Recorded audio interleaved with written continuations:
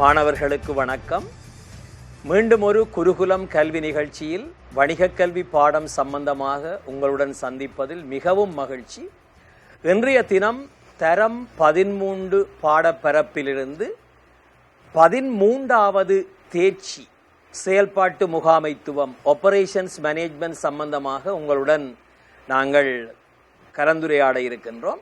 இந்த செயல்பாட்டு முகாமைத்துவம் operations management என்பது ஒட்டுமொத்தமாக 45 பாட வேளைகளையும் 9 தேர்ச்சி மட்டங்களையும் கொண்ட ஒரு அலகாக அமைந்திருக்கும். அந்த 9 தேர்ச்சி மட்டங்களில் 5 தேர்ச்சி மட்டங்கள் வணிகக் கல்வி மற்றும் முகாமைத்துவம் சார்ந்த விடயங்களையும் 4 தேர்ச்சி மட்டங்கள் கணக்கீட்டு பாடப்பரப்புகளையும் உள்ளடக்கியதாக இருக்கும். இந்த குறிக்கப்பட்ட பாடப்பரப்புகள் கணக்கீட்டுடன் சம்பந்தப்பட்டு இருக்கின்ற காரணத்தினால் வணிகக் கல்வி ஆசிரியர் என்ற வகையில் வணிகக் கல்வி மற்றும் முகாமைத்துவம் சார்ந்த விடயங்களை நானும், கணக்கீடு சார்ந்த அந்த 4 தேர்ச்சி மட்டங்களை இந்த நிகழ்வின் போது எங்களுடைய மூத்த கணக்கீட்டு ஆசிரியர், தமிழ்துறை பணிப்பாளர், தேசிய கல்வி நிறுவனம், கலாநிதி எஸ்கே பிரபாகரன் சார் அவர்கள் எங்களுடன் இணைந்திருக்கிறார். இன்றைய விரிவுரையில் வணக்கம் சார்.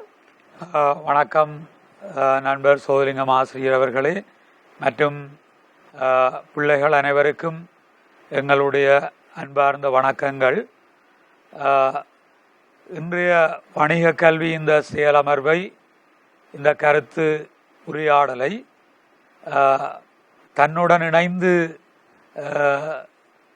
செயற்படுமாறு நண்பர் சோதலிங்கம் ஆசிரியர் அவர்கள் அன்பாக கேட்டிருந்தார். அவருடைய அந்த அழைப்பை ஏற்று இன்று ஒரு சற்று வித்தியாசமாக நாங்கள் இருவரும் இணைந்து ஒரு சிறிய கலந்துரையாடல் முறையில் இந்த பாடத்தை நாங்கள் நகர்த்தி செல்லலாம் என நினைக்கின்றோம்.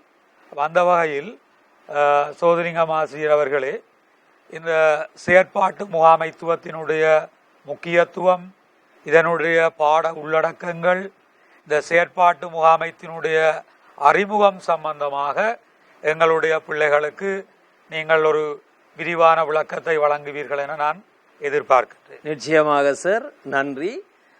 இன்றைய இந்த செயல்பாட்டு முகாமைத்துவம் சம்பந்தமாக முதலாவது தேர்ச்சி மட்டத்திற்கு நாங்கள் செல்ல இருக்கிறோம். அந்த முதலாவது தேர்ச்சி மட்டம் செயல்பாட்டு முகாமைத்துவம் சம்பந்தமான அறிமுகம். இந்த செயல்பாட்டு முகாமைத்துவம் சம்பந்தமான அறிமுக விளக்கத்தில் நாங்கள் முதல்ல பார்க்க போறது பிள்ளைகள் செயல்பாடு அல்லது உற்பத்தி பொருள் என்றால் என்ன.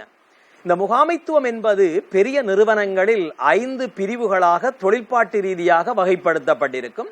அதில் ஒன்று செயல்பாட்டு முகாமைத்துவம், 2வது சந்தைப்படுத்தல் முகாமைத்துவம், நிதி முகாமைத்துவம், மனிதவள முகாமைத்துவம், ஆராய்ச்சி அபிவிருத்தி முகாமைத்துவம் என்ற அந்த 5 தொழிற்பாட்டு ரீதியான பிரிவுகள் இருக்கும். ஒரு 15-20 வருடங்களுக்கு முன்னர் பல்கலைக்கழகங்களில் கற்பிக்கின்ற போது இதனை உற்பத்தி முகாமைத்துவம், ப்ரொடக்ஷன் மேனேஜ்மெண்ட் என்று தான் சொல்லுவார்கள். ஆனால் உற்பத்தி என்பது முடிவு பொருட்களை ஆக்குதல் என்ற ஒரு வரையறைக்குள் வருகின்ற காரணத்தால் செயல்பாடு என்பது தனிய பொருட்கள் மட்டுமல்ல, சேவைகளை வழங்குதலும் வரும் என்ற காரணத்தால் நவீன முகாமைத்துவத்தில் அதனை உற்பத்தி முகாமைத்துவம், ப்ரொடக்ஷன் மேனேஜ்மெண்ட் என்ற சொல்லிலிருந்து விலகி செயல்பாட்டு முகாமைத்துவம் என்ற சொல்லை நோக்கி நகர்த்தி இருக்கிறார்கள். அந்த அடிப்படையில் இந்த உற்பத்தி என்றால் என்ன, உற்பத்தி பொருள் என்றால் என்ன, இப்ப நீங்கள் அந்த விடயத்தை இந்த ஸ்கிரீன்ல பார்க்கக்கூடியதாக இருக்கும் பிள்ளைகள். உற்பத்தி என்பது மனிதனுடைய தேவைகளையும் விருப்பங்களையும் நிறைவு செய்து கொள்ளும் பொருட்டு உற்பத்தி காரணிகளை அல்லது வளங்களை உள்ளீடுகளாக பயன்படுத்தி மேற்கொள்ளப்படுகிற ஆக்க செயல்பாடுகள் தான் உற்பத்தியாக வரும். இப்ப இது நீங்கள் வணிக அடிப்படை என்ற அந்த முதலாவது தேர்ச்சியில நீங்கள் படிச்சிருக்கக்கூடிய விடயம். அதை பற்றி நான் அதிகம் கதைக்க வேண்டிய அவசியம் இல்லை. இந்த உற்பத்தி சம்பந்தமாக பெற்றுக்கொள்ளப்படுகின்ற வெளியீடுகள் தான் உற்பத்தி பொருட்களாக இருக்கும். சந்தைப்படுத்தல் முகாமைத்துவத்தினுடைய தந்தை மிஸ்டர் பிலிப் கொட்லர் சொல்றார், சந்தைப்படுத்தக்கூடிய உருப்படிகள் எதுவாக இருந்தாலும் அது உற்பத்தி என்று சொல்றார்.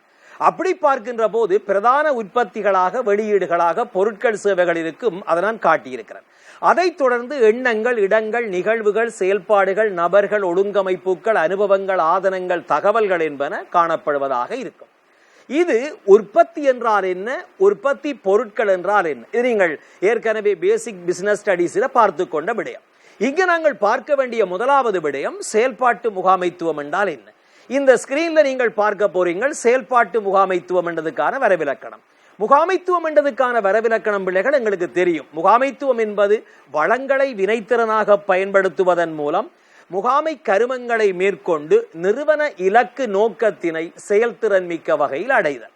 அந்த பேசிக்க வச்சுக்கொண்டு செயல்பாட்டு முகாமைத்துவம் என்றால் என்ன, அமைப்பு ஒன்றினுடைய உற்பத்தி சார்ந்த இலக்கினையும் குறிக்கோளையும், ஒரு நிறுவனத்தினுடைய உற்பத்தி சார்ந்த இலக்கினையும் குறிக்கோளையும் இலக்கினையும் நோக்கத்தினையும் வினைத்திறனுடனும் விளைதிறன் மிக்க வகையிலும் அடைந்து கொள்ளும் பொருட்டு அந்த வணிகத்தில் உள்ள வளங்கள், மனித பௌதீக நிதி தகவல் நேரம், இந்த வளங்களை திட்டமிடுதல் ஒழுங்கமைத்தல் நெறிப்படுத்தல் என்ற முகாமை கருமங்களுக்கு உட்படுத்துவதன் மூலம் அந்த நிறுவன குறிக்கோளை அடைந்து கொள்ளுதல் தான் முகாமைத்துவமாக இருக்கும். அது செயல்பாட்டு முகாமைத்துவம்.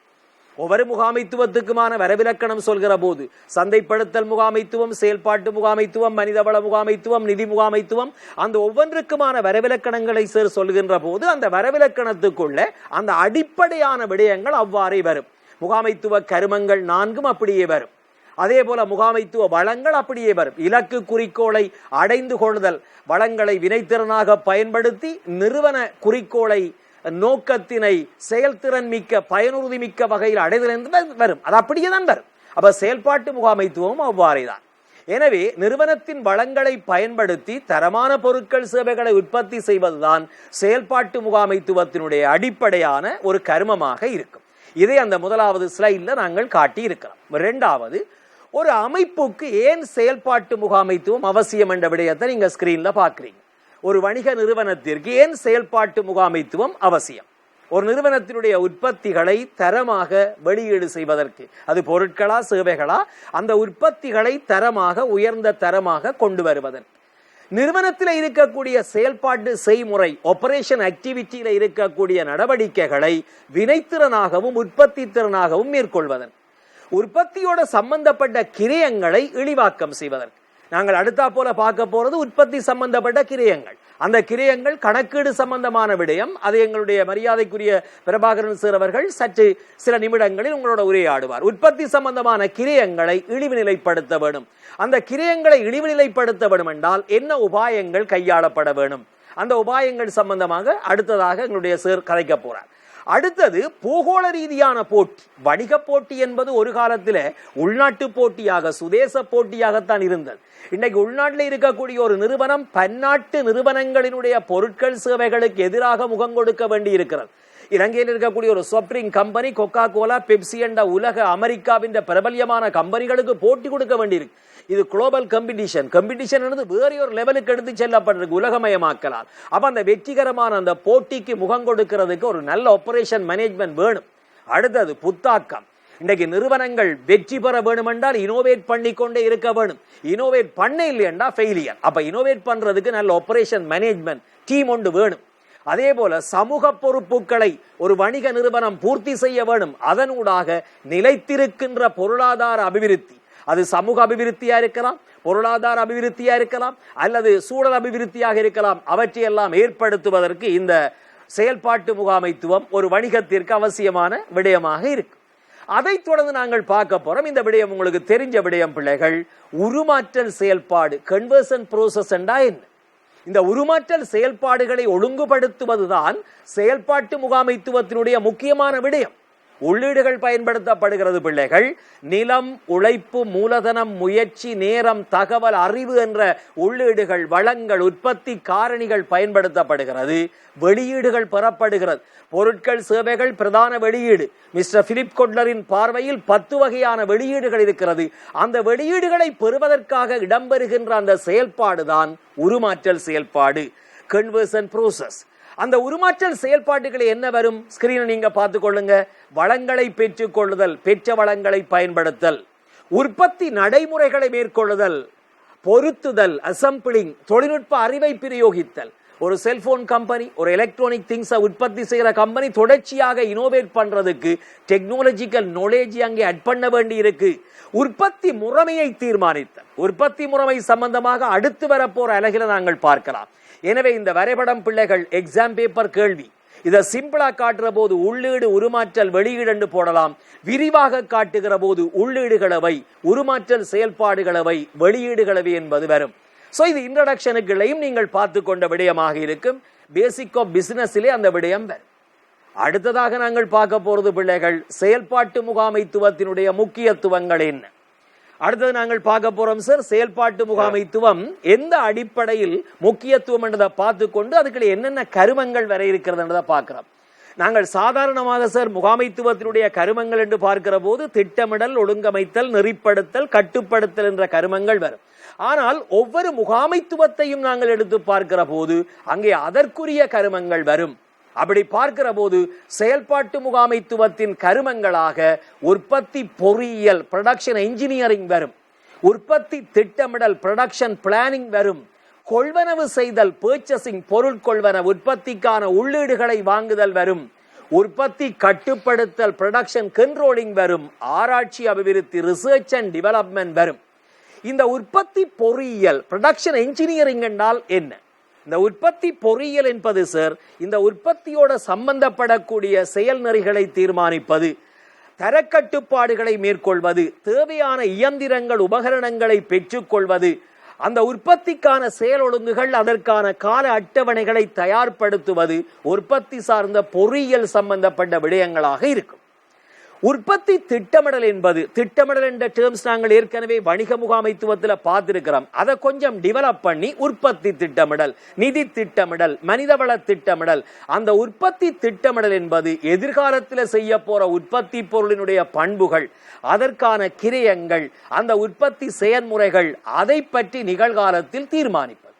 அது ரெண்டாக நாங்கள் பார்க்கிறோம். ஒன்று ஷார்ட் டேர்ம், குறுங்கால திட்டமிடல்கள், நீண்டகால திட்டமிடல் என்று வரும். மூன்றாவது தொழிற்பாடு பொருள் கொள்வனவு. பொருள் கொள்வனவு உற்பத்திக்கான உள்ளீடுகளை, உற்பத்தியில பயன்படுத்தக்கூடிய பொருட்களை கொள்வனவு செய்வது. அடுத்தது உற்பத்தி கட்டுப்படுத்தல், இயந்திரங்களை கட்டுப்படுத்துவது, பொறிகள் கட்டுப்பாடு, தரத்தை கட்டுப்படுத்துவது, தர கட்டுப்பாடு, செயல்பாடுகளை கட்டுப்படுத்துவது, செயல்பாட்டு கட்டுப்பாடு, தேவையான இருப்புக்களை கட்டுப்படுத்துவது, இருப்பு கட்டுப்பாடு. 13.7 இருப்பு கட்டுப்பாடு ஒரு தனியான விடயமாக வரும். அந்த இருப்பு கட்டுப்பாடு சம்பந்தமாக கணக்கீட்டு துறை சார்ந்த ஒரு ஆசிரியர் கதைக்கின்ற போது, ஒரு விரிவுரையாளர் கதைக்கின்ற போது மாணவர்களுக்கு இன்னும் சிறப்பாக விளங்கும். அதே போல கிரய கட்டுப்பாடு, கோஸ்ட் கண்ட்ரோல், இருப்போட சம்பந்தப்பட்ட கிரயங்கள், கட்டளை கிரயம், களஞ்சியப்படுத்தல் கிரயம், அதோட சேர்த்து EOQ, இந்த விடயங்கள் கணக்கீட்டு துறை சார்ந்த விடயங்கள் என்பதால் ஒரு கணக்கீட்டு துறை சார்ந்த நிபுணத்துவம் பெற்றவர் கதைக்கின்ற போது இன்னும் சிறப்பாக இருக்கும். அடுத்தது நாங்கள் பார்க்க போறது ஆராய்ச்சி அபிவிருத்தி. ஆகவே இந்த விடயங்கள் செயல்பாட்டு முகாமைத்துவத்தினுடைய கருமங்கள் என்பது 5ஆக வகைப்படுத்தப்படுகிறது. மீண்டும் ஒருக்கா நீங்க ஸ்கிரீனை பார்க்கிறீங்க பிள்ளைகள். செயல்பாட்டு முகாமைத்துவம் என்றது 5ஆக அடையாளப்படுத்தப்படுகிறது. உற்பத்தி பொறியியல், உற்பத்தி திட்டமிடல், உற்பத்தி கட்டுப்படுத்தல், அதே போல கொள்வனவு செய்தல், ஆராய்ச்சி அபிவிருத்தி. இந்த 5 விடயங்கள் பார்க்கிறோம். இந்த இடத்துல கிரயங்கள் என்பது உற்பத்தியோட சம்பந்தப்படக்கூடிய ஒரு முக்கியமான விடயம். இந்த கிரயங்கள் என்றால் என்ன, கிரயங்களை எவ்வாறு வகைப்படுத்தலாம், கிரயத்தை கட்டுப்படுத்துவதற்கு என்ன உபாயங்களை மேற்கொள்ளலாம் என்பது சம்பந்தமாக எங்களுடைய தேசிய கல்வி நிறுவனத்தினுடைய பணிப்பாளரும் மிகவும் சிரேஷ்ட கணக்கீட்டு ஆசானுமாகிய எங்களுடைய மரியாதைக்குரிய பிரபாகரன் சார் அவர்கள் இப்பொழுது கிரயங்கள் சம்பந்தமாக, வருமானம் சம்பந்தமாக, அதோட சம்பந்தப்படக்கூடிய சில சமன்பாடுகள், சமபுள்ளி பகுப்பாய்வு சம்பந்தமாக எங்களுடைய பிரபாகரன் சார் கதைக்கின்ற போது அந்த விடயம் மிகவும் பொருந்தக்கூடியதாக இருக்கும். சார் பிரபாகரன் சார், இப்பொழுது கிரயங்கள், வருமானம் சம்பந்தமாக எங்களுடைய பிள்ளைகளுடன் நீங்கள் பகிர்ந்து கொள்ளுங்கள். நன்றி சோதரிங்கம் ஆசிரியர் அவர்களே. உண்மையில் இந்த கிரயங்கள் தொடர்பான விடயங்கள் கணக்கீடு படிக்கின்ற மாணவர்களுக்கு புதிய விடயம் அல்ல. கணக்கீடு சம்பந்தமான விடயங்களிலும் சில சந்தர்ப்பங்களில் பொருளியல் சம்பந்தமான விடயங்களிலும் இந்த கிரயங்களை பற்றி பிள்ளைகள் ஏற்கனவே கற்றிருக்கின்றார்கள். எனவே இந்த இடத்தில் இது மீண்டும் ஒரு தடவை ஞாபகப்படுத்துகின்ற விடயமாகத்தான் இவை இருக்கும். பிள்ளைகளை உங்களுக்கு தெரியும், கிரயங்களை நாங்கள் வெவ்வேறு அடிப்படைகளில் வகைப்படுத்தி கொள்ள முடியும். அந்த அடிப்படையில் இங்கே நாங்கள் முதலில் கிரயங்களை நிலையான கிரயம், மாறுங்கிரியம் என்ற அடிப்படையில் நாங்கள் பார்க்க போகின்றோம். அப்ப நிலையான கிரியம் என்பது பிள்ளைகள் வெளியீட்டுடன் அல்லது உற்பத்தி மட்டங்களுடன் மாற்றம் அடையாத கிரியங்களை நாங்கள் நிலையான கிரியம் என குறிப்பிடுகின்றோம்.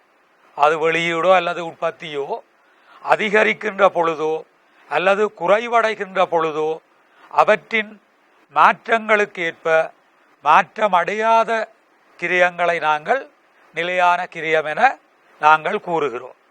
அப்ப சில வேளைகளில் செயற்பாடுகள் பூச்சிய மட்டத்தில் இருக்கின்ற பொழுது கூட நிலையான கிரியம் ஏற்படும் என்பதை பிள்ளைகள் நீங்கள் புரிந்து கொள்ள வேண்டும்.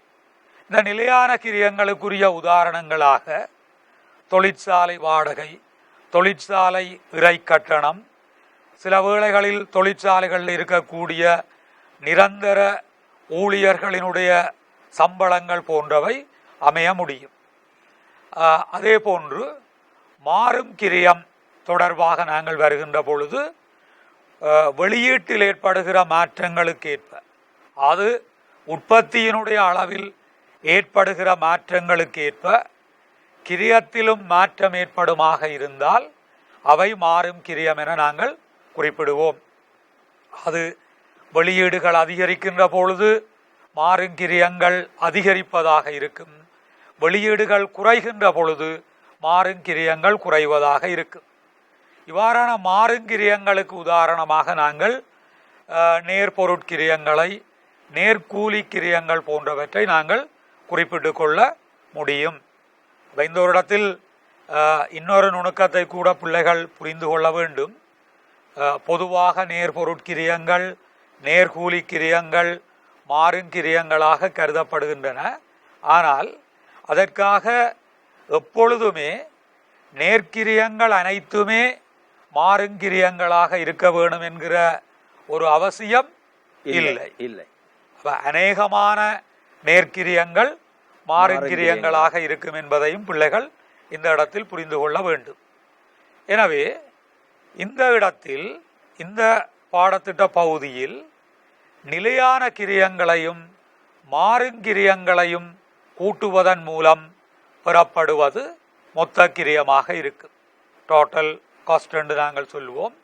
அப்ப நிலையான கிரியங்களின் மொத்தம் மாறுங்கிரியங்களின் மொத்தங்களை இணைக்கின்ற போது வருவது மொத்த கிரியமாக இருக்கும். அந்த வகையில் இன்னொரு விடயத்தை நாங்கள் இங்கே புரிந்து கொள்ள வேண்டும். மொத்த வருமானம், டோட்டல் ரெவின்யூ என்ற சொற்பதத்தை இங்கே நாங்கள் பயன்படுத்துகிறோம். மொத்த வருமானம் என்பது வணிகம் ஒன்று ஒரு குறித்த கால பகுதியில் அவற்றினுடைய பொருட்களை அல்லது சேவைகளை விற்பனை செய்வதனூடாக பெற்றுக்கொள்ளக்கூடிய வருமானம் மொத்த வருமானம் என நாங்கள் குறிப்பிட்டு கொள்ள முடியும். பிள்ளைகளே, வணிகம் ஒன்று குறித்த கால பகுதி ஒன்றில் அதனுடைய பொருள் உற்பத்திகளை விற்பனை செய்வதன் மூலம், சில வேளைகளில் சேவைகளை விற்பனை செய்வதன் மூலம் பெற்றுக்கொள்ளக்கூடிய மொத்த வருமானம் என நாங்கள் குறிப்பிட்டு கொள்ள முடியும். எனவே இந்த மொத்த வருமானத்தை நாங்கள் சாதாரணமாக கணிக்கிற பொழுது, பொருள் உற்பத்தி சார்ந்த வகையில் கதைக்கின்ற பொழுது, விற்பனை அலகுகளினுடைய எண்ணிக்கையை அலகொன்றின் விற்பனை விலையால் பெருக்குவதன் மூலம் பெற்றுக்கொள்ள முடியும் என்பது பிள்ளைகளுக்கு தெரியும். அதே போல மொத்த வருமானத்திலிருந்து மொத்த கிரியத்தை கழிப்பதன் மூலம் லாபத்தை கணிப்பிட முடியும் என்பதையும் பிள்ளைகள் நீங்கள் ஏற்கனவே கற்றிருக்கின்றீர்கள். அப்ப லாபம் என்பது மொத்த வருமானத்திலிருந்து மொத்த கிரியத்தை கழிப்பதன் மூலம் பெறப்படுவதாக இருக்கும்.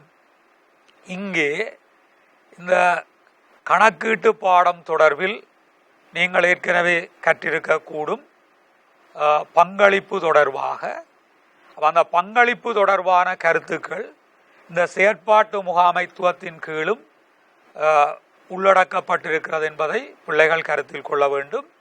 எனவே பங்களிப்பு என்பது மொத்த விற்பனை வருமானத்திலிருந்து மொத்த மாறுங்கிரியத்தை கழிப்பதன் மூலம் பெறப்படுவதாக இருக்கும். லாபம் என்பது மொத்த வருமானத்திலிருந்து மொத்த கிரியத்தை கழிக்க வருவதாக இருக்கும்.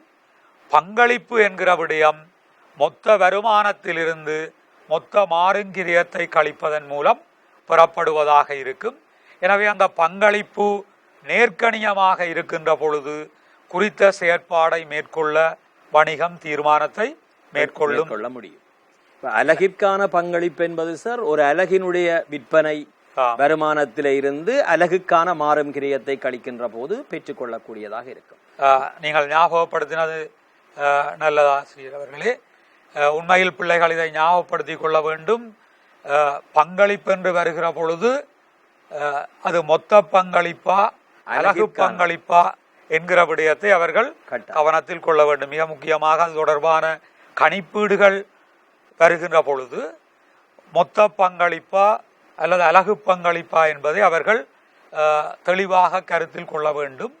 இப்போ மொத்த பங்களிப்பாக இருந்தால் மொத்த வருமானத்தில் மொத்த மாறுங்கிரியத்தை கழிப்பதன் மூலம் அது கணிப்பிடப்படும். அலகு பங்களிப்பாக இருந்தால் அலகு விற்பனை விலையில் அலகுக்குரிய மாறுங்கிரியத்தை கழிப்பதன் மூலம் அது பெற்றுக்கொள்ளப்படும் என்பதை பிள்ளைகள் ஞாபகப்படுத்திக் கொள்ள வேண்டும்.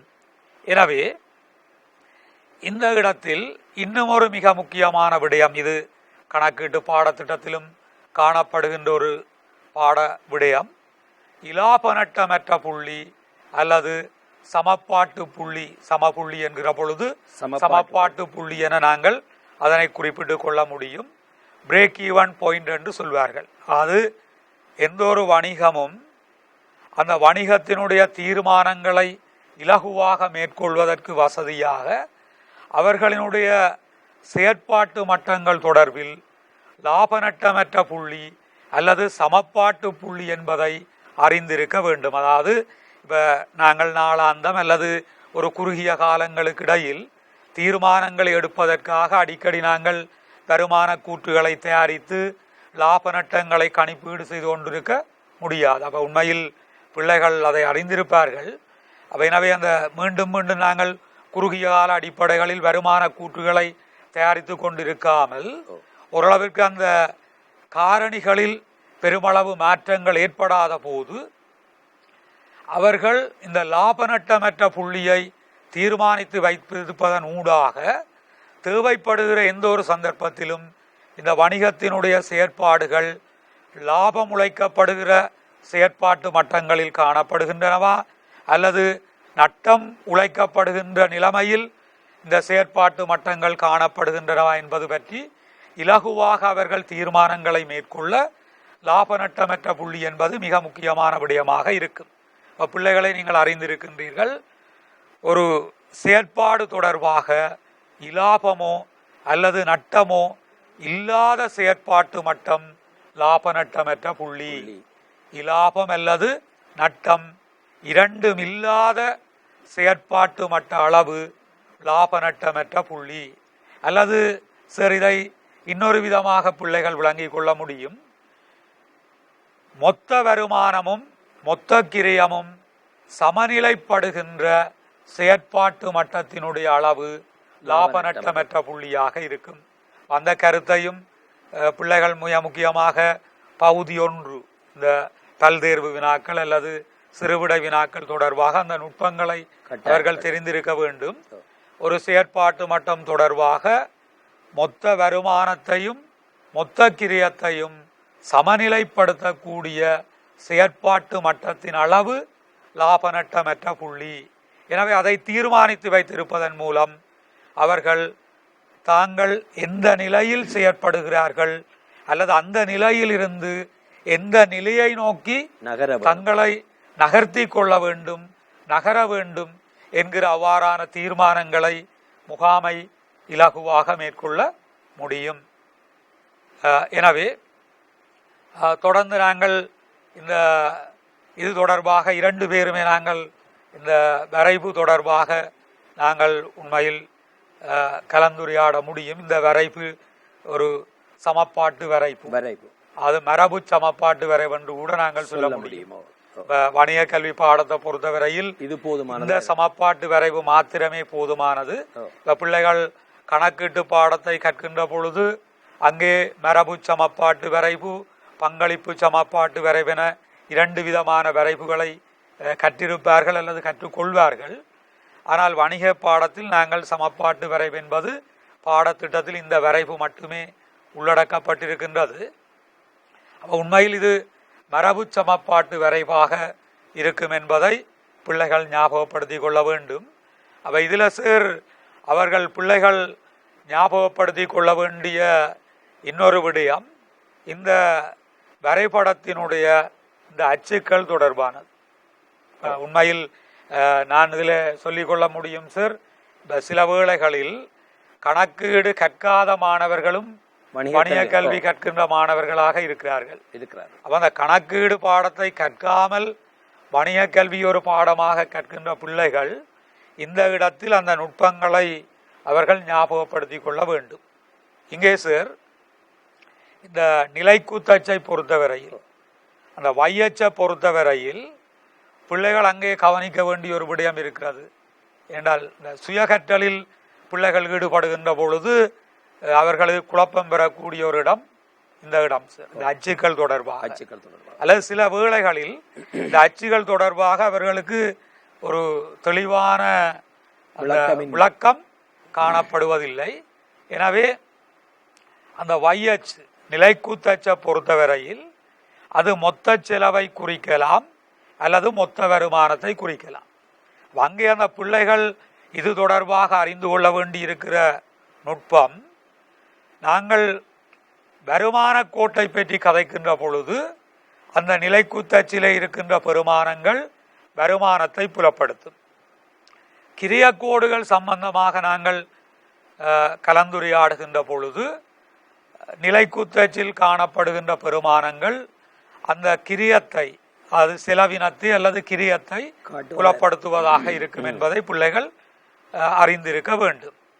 இந்த வையச்சை பொறுத்தவரையில் அது மொத்த வருமானம் அல்லது மொத்த கிரியத்தை புலப்படுத்துவதாக இருக்கும்.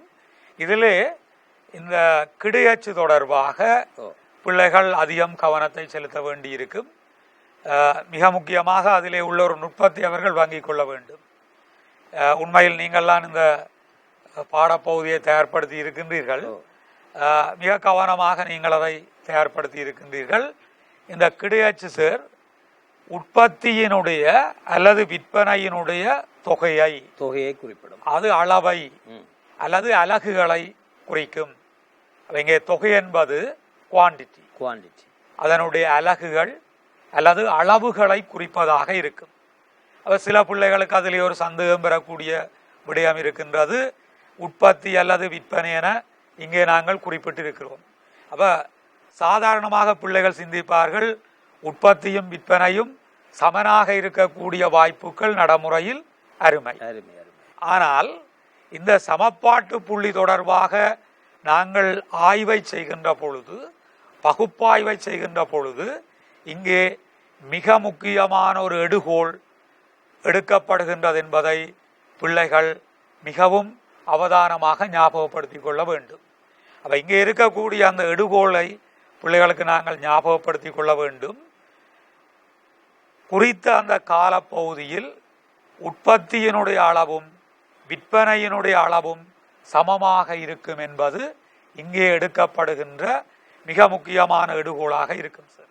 சமப்பாட்டு புள்ளி ஆய்வில் மிக முக்கியமான ஒரு எடுகோளாக இருப்பது உற்பத்தியினுடைய அலகுகளும் விற்பனையினுடைய அலகுகளும் சமமாக இருக்கும் என்பது.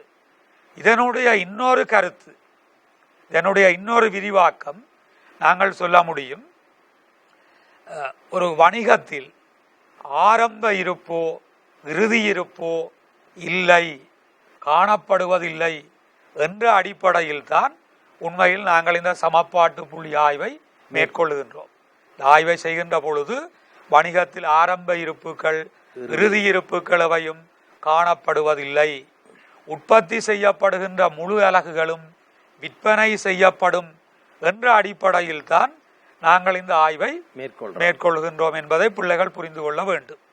எனவே சார், இந்த இடத்தில் மேலதிகமாக நான் ஒரு கருத்தை சேர்த்து கொள்ள முடியும் என்னவென்று சொன்னால், இந்த சமப்பாட்டு புள்ளி ஆய்வில் இருக்கக்கூடிய மிக முக்கியமான பிரதிகூலம் அல்லது குறைபாடாகவும் நாங்கள் இதனை கொள்ள முடியும். ஏன்னா நடைமுறையில் உற்பத்தி செய்யப்படுகின்ற முழு அலகுகளும் விற்பனை செய்யப்படுவதற்கான வாய்ப்புகள் இல்லை, அது சாத்தியம் இல்லை. இருந்தாலும் இவ்வாறான ஆய்வுகளை நாங்கள் செய்கின்ற பொழுது சில வேளைகளில் சில எடுகோள்களின் அடிப்படையில் தான் அந்த ஆய்வுகளை நாங்கள் மேற்கொள்ள வேண்டி இருக்கும். எனவே இங்கே உற்பத்தி செய்யப்படுகின்ற முழு அலகுகளும் விற்பனை செய்யப்படுகின்றன என்ற எடுகோளின் அடிப்படையில் நாங்கள் இந்த ஆய்வை மேற்கொள்கின்றோம். இது கொஞ்சம் நான் மேலதிகமாக நேரம் எடுத்து இதை கொஞ்சம் விரிவாக சொல்வதற்குரிய காரணம், உண்மையில் ஒரு ஆரம்ப நிலையில் இருக்கக்கூடிய ஆசிரியர்கள் தற்பொழுதுதான் கற்பித்தல் துறையில் பூந்திருக்கக்கூடிய சிலவளை ஒரு இடைக்காலத்தில் வணிக கல்வியோ அல்லது கணக்கு இடை கற்பிப்பதற்கு ஆரம்பித்திருக்கின்ற ஆசிரியர்களுக்கு அவர்கள் கற்றிருப்பார்கள். ஆனால் மீண்டும் அவர்களுக்கு அந்த நுணுக்கங்களை ஞாபகப்படுத்திக் கொள்ள வேண்டும். பிள்ளைகளோடு அந்த ஆசிரியர்களுக்கும் அந்த விடயங்களை ஞாபகப்படுத்திக் கொள்ள வேண்டும் என்ற எண்ணத்தில் நான் கொஞ்சம் அதிகமாக அந்த நேரத்தை இந்த இடத்தில் குறுக்கிடுவதற்கு மன்னிக்கவும். உண்மையில் என்னுடைய அன்பு பிள்ளைகள் அனைவருக்கும் ஒரு தகவல், நீங்கள் வணிக கல்வி பாடத்தில் கற்கின்ற இந்த செயல்பாட்டு முகாமைத்துவம், சந்தைப்படுத்தல் முகாமைத்துவம், நிதி முகாமைத்துவம், மனிதவள முகாமைத்துவம், இதெல்லாம் உங்களுக்கு தெரியும். வணிக முகாமைத்துவம் நிச்சயமாக இந்த அலகுகளெல்லாம் நீங்கள் மீண்டும் ஒரு தடவை பல்கலைக்கழகத்தில் அல்லது உயர்கல்வியில் நீங்கள் கற்று தேர வேண்டிய தேவை இருக்கு. இன்னைக்கு உங்களுக்கு தெரியும், தொழிலுலகுக்குள்ள போறதா இருந்தாலும் சரி அல்லது வேறு ஏதாவதாக இருந்தாலும் சரி, அட்வான்ஸ் லெவல் என்பது ஒரு அடிப்படை மட்டம். எனவே ஒரு பட்டத்தை நோக்கி, ஒரு டிகிரியை நோக்கி நீங்கள் நகர வேணும். அதற்காகத்தான் இந்த பாடங்கள் உயர்தர வகுப்புகளில் சேர்க்கப்பட்டிருக்கு. அந்த பாடங்கள்ல இருக்கக்கூடிய உண்மையான நுணுக்கங்களை இந்த மாதிரி துறை சார்ந்த நிபுணர்கள் மூலம், இப்ப இந்த விடயங்கள் கூட வணிக கல்வியில் நாங்கள் பிள்ளைகளுக்கு சொல்லிக் கொடுப்பதில்லை. உற்பத்தி அலகும் விற்பனை அலகும் சமனாக இருக்கும் என்ற விடயத்தை சொல்லிக் கொடுப்பதும் இல்லை. ஆனால் அதுவே குறைபாடாக இருக்கிறது, அதுவே விமர்சனமாக இருக்கிறது என்ற விடயமும் சொல்லிக் கொடுப்பதில்லை. ஏனென்று கேட்டால் எங்களுக்கு அந்த வழங்கப்பட்ட அந்த பாட பரப்புக்கேற்ற வகையில் நாங்கள் போவோம். ஆனால் இந்த விரிவுரையை பார்த்து கொண்டிருக்கக்கூடிய பிள்ளைகள், இதுதான் இந்த விரிவுரையினுடைய நோக்கமே இதுதான். வணிக கல்வியில் கணக்கீடு என்ற இந்த இடத்தில ஒரு கணக்கீட்டு சிரேஷ்ட ஆசிரியர் அந்த விடயங்களை நுணுக்கமாக சொல்கின்ற போது மிகச் சிறப்பானது. இந்த லாபநட்டமற்ற புள்ளி அல்லது சமபுள்ளி சம்பந்தமாக பிள்ளைகளோட நான் ஒரு சில விடயங்கள் சாரின் அனுமதியோட கதைக்கிறேன். இந்த விடயங்கள் இந்த கிராஃப் எக்ஸாம் பேப்பர் கேள்வி நீங்க பார்க்கலாம். 2017ஆம் ஆண்டு ஃபைனல் எக்ஸாம் பேப்பர் கேள்வி, குறிக்க சொல்லி கேள்வி இந்த கிராஃப். ரெண்டாவது, இதுல கணக்கு கேள்வி. பிசினஸ் ஸ்டடீஸ்ல அக்கவுண்டிங்ல வாரது மாதிரி கடுமையான கணக்கு வராது. வெறுமனே ஒற்றை தரவுகள் தரப்படும். இதை கணிக்கிற ஒரு சமன்பாடு சேர்றதை சொல்லுவார், ஒற்றை தரவுகள், அதை நீங்க கணிக்கிறது. அவை ஒரு இலகுவாக, அதாவது உங்களுக்கு ஒரு MCQல கேள்வி வந்தால் மொத்தமா 50 கேள்விகள், 120 நிமிடங்கள், 2 நிமிடம் அவரேஜா எடுக்க வேணும். ஆனா இந்த மாதிரி ஒரு சின்ன கணக்கு வந்தால் அரை நிமிஷம் போதும். அந்த 1.5 நிமிஷத்தை இன்னொரு கேள்வியில யூஸ் பண்ண முடியும். ஆகவே இது அடிக்கடி வார ஒரு விடயம். அது மட்டுமல்லாமல் இந்த சமபுள்ளிய நிறுவனங்கள் கணிப்பதனூடாக தங்களுடைய கிரிய கட்டுப்பாட்டை மேற்கொள்ள முடியும், தங்களுடைய உற்பத்தி கட்டுப்பாட்டை மேற்கொள்ள முடியும். எந்த நேரத்தில் எந்த அளவு பொருளை உற்பத்தி செய்ய வேணும், எந்த அளவை உற்பத்தி செய்தால் லாப நட்டமற்ற புள்ளியை நாங்கள் அடைய முடியும், லாப பகுதிக்கு போக வேண்டும் என்றால் இவ்வளவு வரை உற்பத்தி செய்ய வேண்டும். அது மட்டுமல்லாமல் முக்கியமாக இங்க சந்தைப்படுத்தல் முகாமைக்கும் ஒரு தகவல் கிடைக்கும், விலையிடல் தீர்மானத்தை மேற்கொள்ள முடியும். பிரைசிங் டிசிஷன், என்ன விலையை தீர்மானித்தால் நாங்கள் சமபுள்ளியை கடந்து போய் லாப பகுதிக்கு போகலாம். எனவே உற்பத்தி அளவு தீர்மானத்தை மேற்கொள்ள, விலையிடல் தீர்மானத்தை மேற்கொள்ள, கிரயங்களை கட்டுப்படுத்த, சிறந்த கிரயங்களை பற்றி ஆரம்பத்திலேயே சொன்னார். நிலையான கிரயம், மாறும் கிரயம், மொத்த கிரயம், அந்த கிரயங்களை கட்டுப்படுத்த உதவும். எனவே ஒரு முக்கியமான விடயம். தொடர்ந்து சார் இந்த சமபுள்ளி சம்பந்தமான கணிப்பீட்டு முறைகள் சம்பந்தமாக பிள்ளைகளுடன் உரையாடுங்கள். நல்லது சார். நாங்கள் அந்த கிராஃபுக்கு இன்னும் ஒரு முறை செல்ல முடியுமாக இருந்தால், இந்த கிராஃபிலே இருக்கக்கூடிய இன்னும் சில நுட்பங்கள், இப்போ இதில் நாங்கள் அந்த TFC நிலையான கிரியக்கோடு என்பது மொத்த நிலையான கிரியக்கோடு.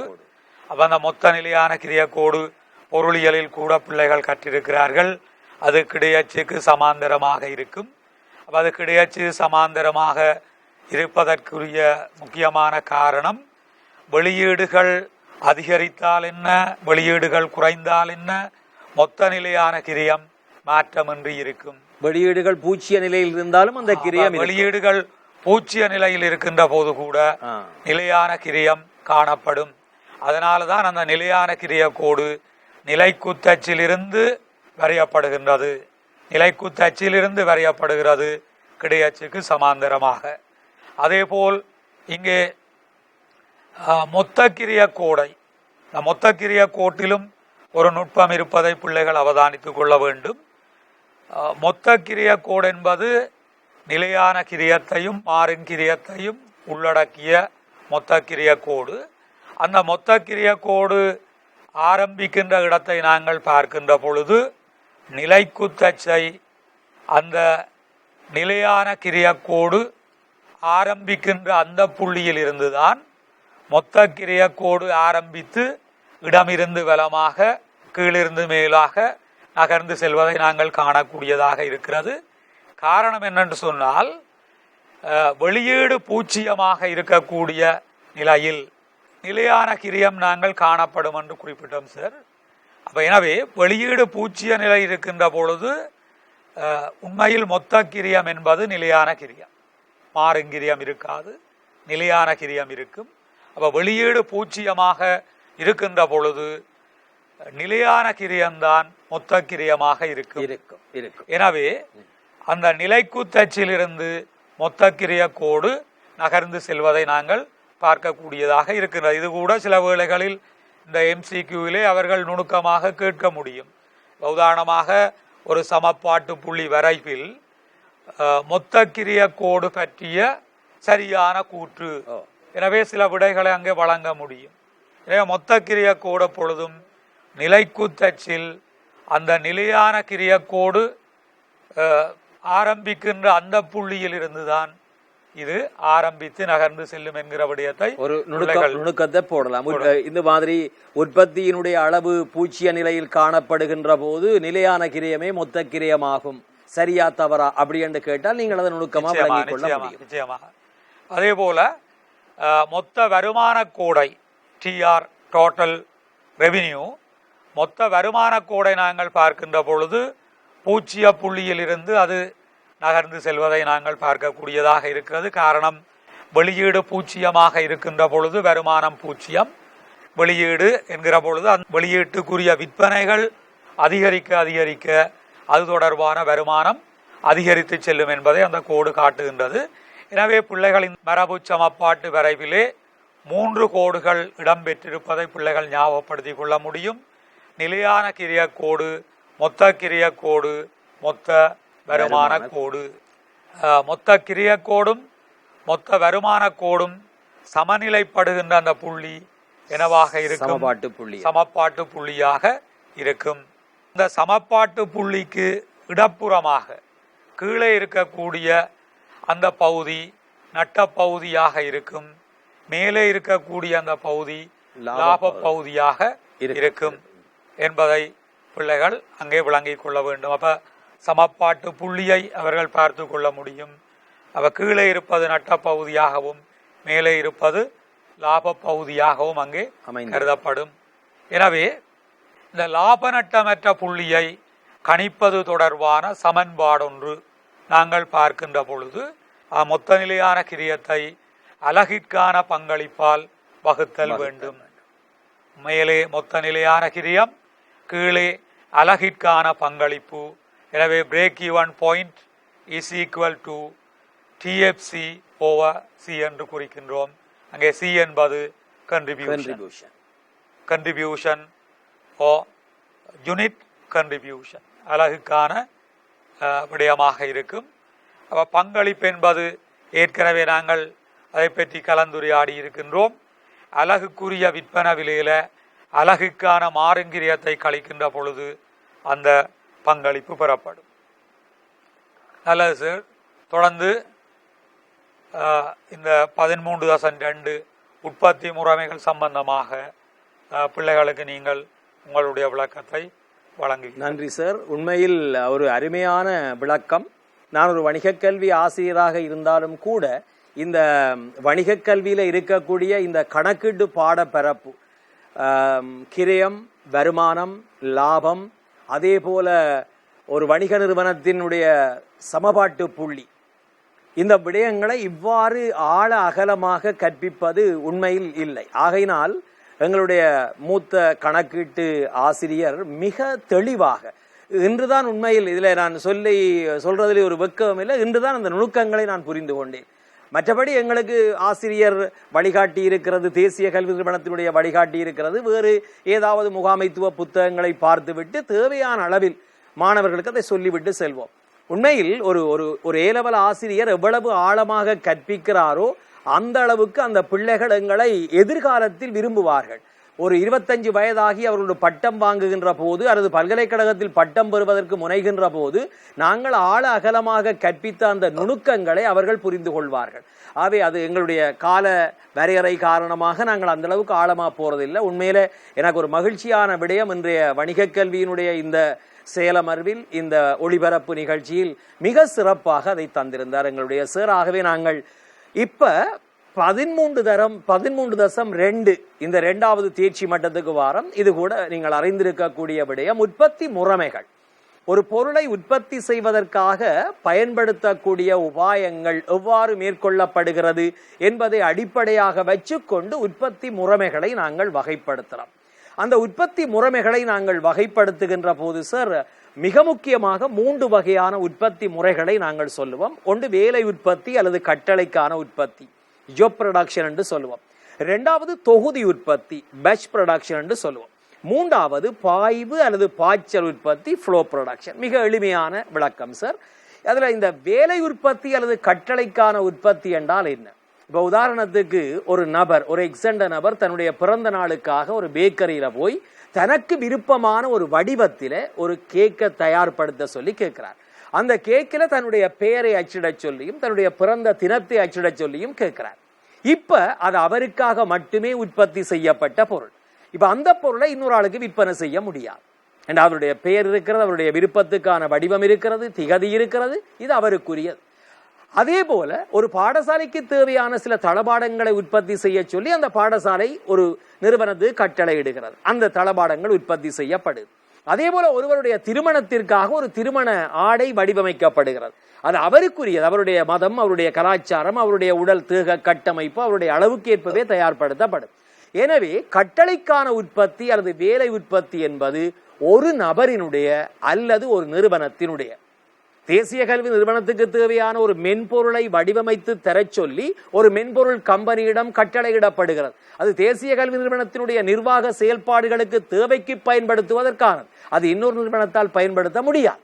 அப்ப ஒரு நிறுவனத்தினுடைய ஒரு நபரினுடைய கட்டளைக்காக, அவருடைய தேவையினை பூர்த்தி செய்வதற்காக, அவருடைய விருப்பத்திற்காக அந்த உற்பத்தி மேற்கொள்ளப்படும் என்றால் அது கட்டளைக்கான உற்பத்தி.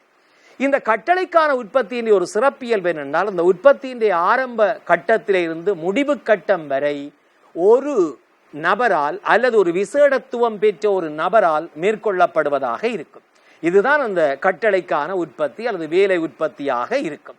இந்த மாதிரியான உற்பத்திகள் எப்பவுமே இயலளவு குறைவான, கிரயம் அதிகமான உற்பத்தியாக இருக்கும். அப்ப நீங்கள் அந்த ஸ்கிரீன்ல உள்ள நோட்ஸை பார்த்தீங்கள் என்றால், ஒரு நபர் அல்லது ஒரு நிறுவனத்தின் கட்டளைக்கு அமைவாக, ஒரு நபர் அல்லது நிறுவனத்தினுடைய கட்டளைக்கு அமைவாக ஒரு உற்பத்தி நடவடிக்கை ஒன்று தொடக்கத்திலிருந்து இறுதி வரை உருப்படி ஒன்று உற்பத்தி செய்யப்படுமாக இருந்தால், அல்லது வாடிக்கையாளரின் நிலையான கட்டளையின் அடிப்படையில் அல்லது சமகால கேள்வியினை கருத்தில் கொண்டு உற்பத்தி மேற்கொள்ளப்படுமாக இருந்தால் அது கட்டளைக்கான உற்பத்தியாக வரும்.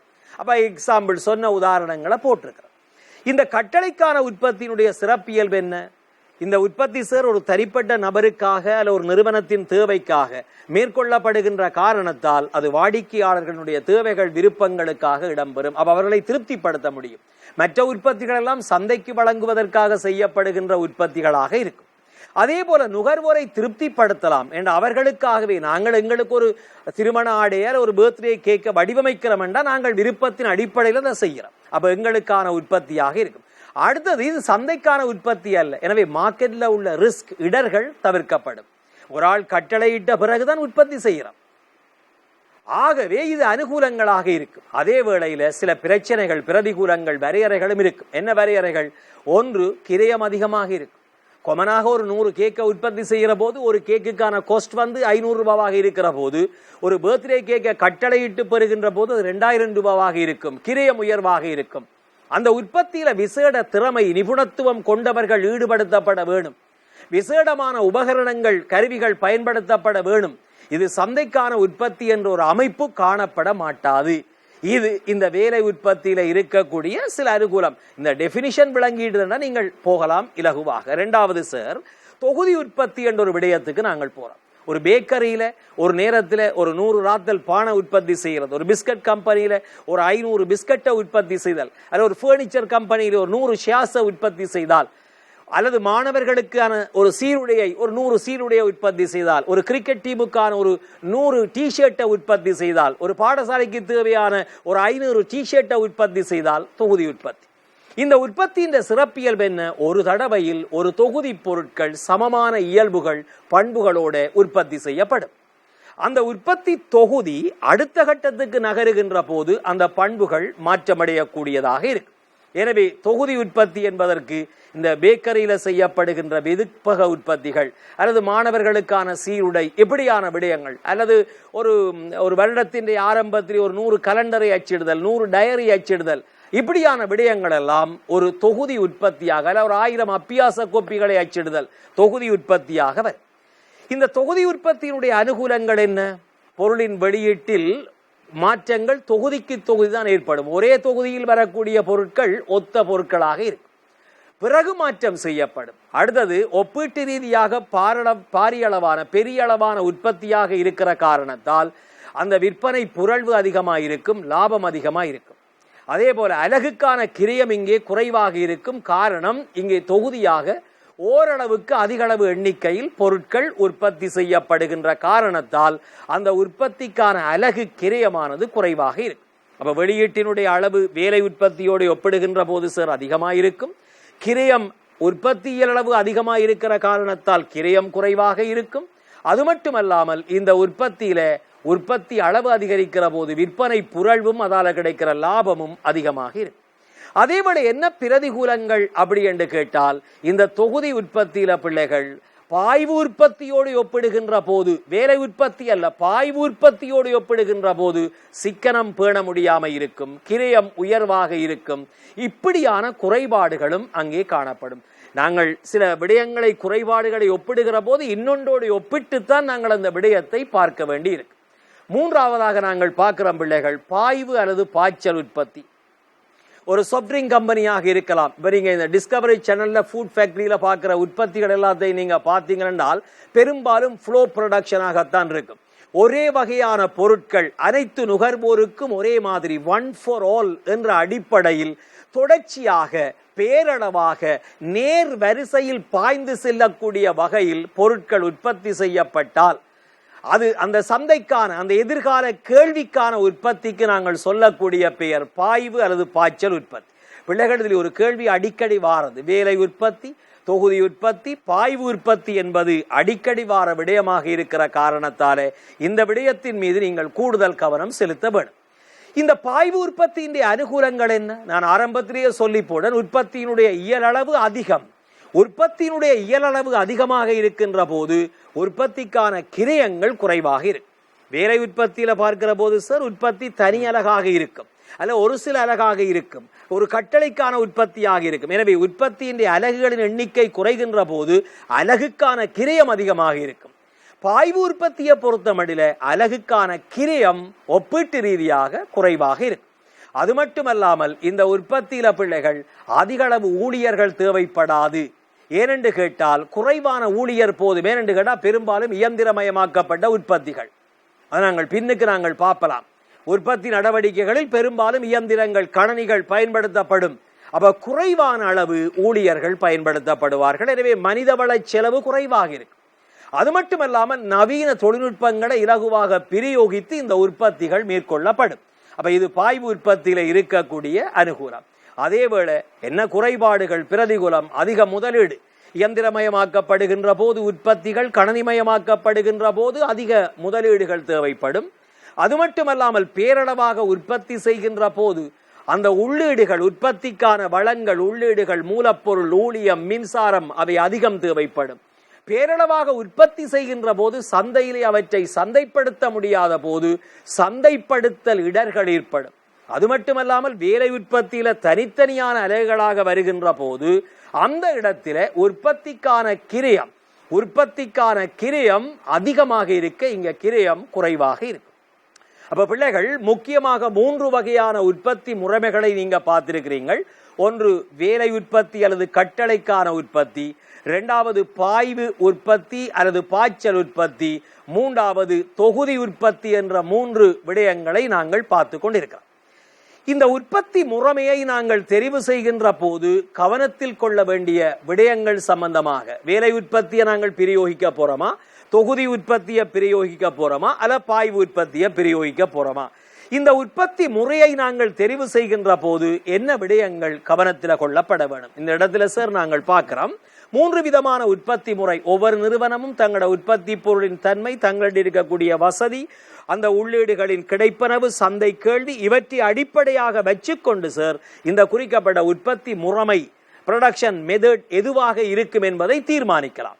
அப்படி தீர்மானிக்கின்ற போது உற்பத்தி பொருளின் தன்மை என்ன, அந்த பொருளின் இயல்பு எப்படி, உற்பத்தி நுட்பங்கள் மாற்றமடையக்கூடிய பொருளா, நுகர்வோர் அடிக்கடி வாங்குற பொருளா, அதே போல சந்தையினுடைய அளவு என்ன, சுதேச சந்தையா அல்ல தனிப்பட்ட ஒரு ஆளுக்குரியதா அல்ல பிரதேச சந்தையா சர்வதேச சந்தையா, சந்தையினுடைய அளவு, பயன்படுத்தப்படுகின்ற தொழில்நுட்பங்களும் உபகரணங்களும், நிறுவனம் ஏற்றுக்கொள்ள வேண்டிய கிரயம் கொஸ்ட் எவ்வாறு காணப்பட வேணும், அதே போல கொள்வனவு செய்கின்ற போக்கு தொடர்ச்சியானதா அல்லது மாற்றமடையக்கூடியதா என்ற விடயங்களோட வளங்களை பெற்றுக் கொள்வதில் காணப்படுகின்ற வசதி.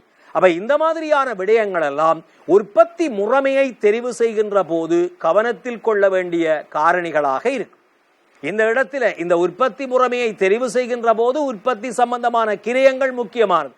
சற்று முன்னர் எங்களுடைய விரிவுரையாளர் அவர்கள், எங்களுடைய பிரபாகரன் சார் அவர்கள், டாக்டர் பிரபாகரன் சார் அவர்கள் சற்று முன்னர் கதைக்கிற போது அந்த கிரயங்கள் சம்பந்தமாகவே இந்த கிரயம் எல்லாம் இந்த உற்பத்தி முறையை தெரிவு செய்கின்ற போது கருத்தில் கொள்ள வேண்டிய காரணிகளாக இருக்கு. அடுத்தது நாங்கள் பார்க்க போற விடயங்கள் பிள்ளைகள், இந்த உற்பத்தி முறைமையோடையே சம்பந்தப்படுத்தி ஒரு நிறுவனத்தினுடைய தொழிற்சாலையினுடைய தள அமைப்புகள் எவ்வாறு இருக்க வேண்டும். இந்த தள அமைப்புகள் சம்பந்தமாக நாங்கள் பார்க்கிற போது 4 விதமான தள அமைப்புகள் சம்பந்தமாக நாங்கள் பார்க்க இருக்கிறோம். அந்த 4 விதமான தள அமைப்புகளும் எவ்வாறு இருக்க வேண்டும், தொழிற்சாலை பொறி தள அமைப்புகள் எவ்வாறு இருக்க வேண்டும் என்பதை நாங்கள் பார்க்க இருக்கிறோம். அதற்கு முன்னராக அடுத்து வரப்போற விரிவுரையில எங்களுடைய பிரபாகரன் சார் அவர்கள் இருப்புக்கள் சம்பந்தமான, இருப்பு மட்டங்கள் சம்பந்தமாக, இருப்பு கிரயங்கள் சம்பந்தமாக உரையாட இருக்கிறார். எனவே இந்த தொழிற்சாலையினுடைய பொறி தள அமைப்பு அடுத்து வரப்போற மற்றும் ஒரு விரிவுரையில் நாங்கள் பார்த்து கொள்ள இருக்கிறோம் பிள்ளைகள். ஒரு தொழிற்சாலையில சார் எவ்வாறு உற்பத்தி முறைமை தீர்மானிக்கப்படுகிறது, வேலை உற்பத்தி அல்லது கட்டளைக்கான உற்பத்தி, தொகுதி உற்பத்தி, அடுத்தது பாய்வு அல்லது பாய்ச்சல் உற்பத்தி என்ற விடயங்கள், அதுல 3 உற்பத்தி முறைகள்ல நாங்கள் பொருத்தமானதை தெரிவு செய்கிறோம்.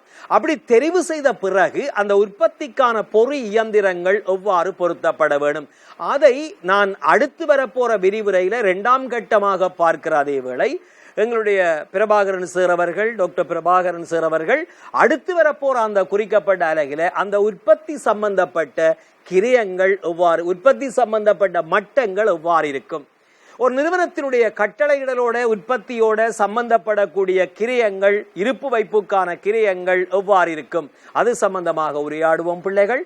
மீண்டும் இன்னொரு விரிவுரையில் தொடர்ந்தும் நாங்கள் செயல்பாட்டு முகாமைத்துவம் சம்பந்தமாக கலந்துரையாட இருக்கிறோம். உண்மையில் இன்று மிகவும் மகிழ்ச்சி, என்னுடைய வாழ்நாளில் இந்த மாதிரி ஒரு சந்தர்ப்பத்தை ஏற்படுத்தி தந்த என்னுடைய மரியாதைக்குரிய, என்னுடைய அன்புக்குரிய நண்பரும், தேசிய கல்வி நிறுவனத்தினுடைய தமிழ் பிரிவினுடைய பணிப்பாளரும், இலங்கையில் மிக மூத்த கணக்கீட்டு ஆசிரியருமாகிய எங்களுடைய கலாநிதி டாக்டர் பிரபாகரன் சார் அவர்கள் இந்த நிகழ்வில் உண்மையில் இணைந்து இந்த வணிகக் கல்வி பாடத்தில் மிகவும் தெளிவாக பாடங்களை தந்திருக்கிறார். எனவே அவருக்கும் இந்த இடத்தில் நன்றிகளை சொல்லி மீண்டும் ஒரு குருகுலம் நிகழ்ச்சியில் செயல்பாட்டு முகாமைத்துவத்தில் நாங்கள் சந்திப்போம். நன்றி சார். மீண்டும் ஒரு விரிவுரையில் நாங்கள் சந்திப்போம். நன்றி, வாய்ப்புக்கு நன்றி.